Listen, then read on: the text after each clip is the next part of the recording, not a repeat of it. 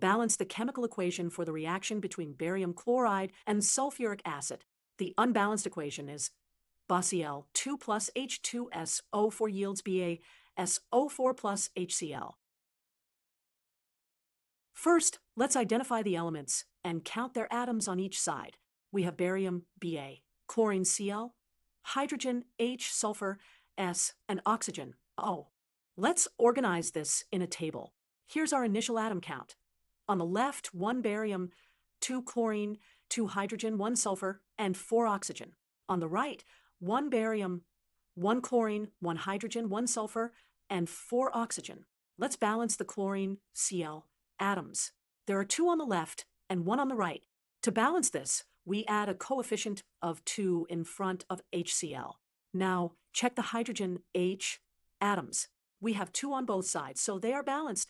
Let's check the remaining elements. Barium Ba, sulfur S, and oxygen O are all balanced. The equation is balanced. Therefore, the balanced equation is BaCl2 plus H2SO4 yields BaSO4 plus 2HCl. Remember to always check that all elements are balanced after each step. Thanks for watching.